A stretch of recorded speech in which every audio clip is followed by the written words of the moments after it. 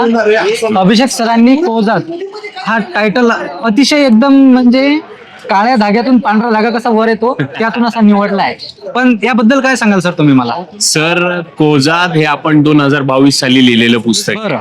बलुचिस्तानचा स्वातंत्र्य संग्राम ही या पुस्तकाची वन लाईनर आहे. बरं. म्हणजे पाकिस्तान पासून फुटून बलुचिस्तानला वेगळं व्हायचंय आणि यासाठी त्या बलुची लोकांनी जो लढा चालवलाय त्या लढ्याचं वर्णन करणारी ही कादंबरी.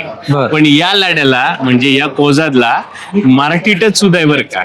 म्हणजे पानिपत नंतर ना जे मराठा कैदी युद्ध म्हणून पाकिस्तान अफगाणिस्तान या भागात नेले गेले, आजचा पाकिस्तान, बरोबर. तेव्हाचा तो एक संदच, तर त्या भागाचे लोक नेले गेले, नंतर ना ती पाठवण्यात आली. पण तरी सुद्धा आज देखील त्यांचे वंशज आम्ही पूर्वश्रमीचे मराठे आहोत हे सांगतात, आवर्जून सांगतात.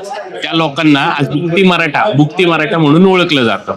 तर त्या बुक्ती मराठ्यांनी बलुचिस्तानला स्वातंत्र्य करण्यासाठी जे आपलं समर्पण दिलेलं आहे त्या समर्पणाची ही कथा म्हणजे कोजात.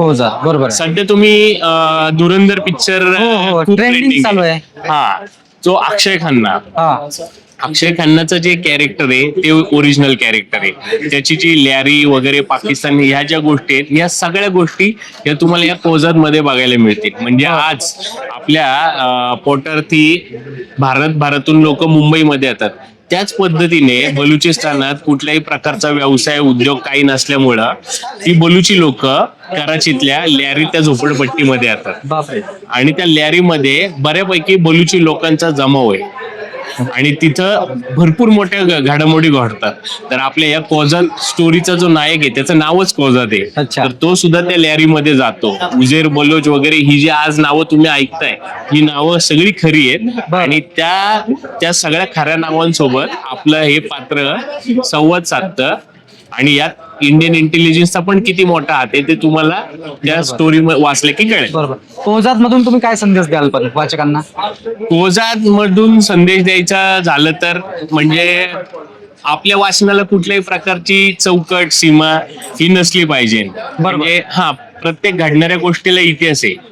त्यामुळे इतिहास वाचायचं जरी झालं तरी तो जगाचा इतिहास वाचू आणि आंतरराष्ट्रीय पातळीवरती पण जास्तीत जास्त आपली लोक आणि आपला इतिहास कुठं कुठं कसा कसा कनेक्ट आहे हे आपण शोधू ना, डॉट जोडत जाऊ. कुठं सर धुरंधर मूवीला पण बंदी आली वाटते.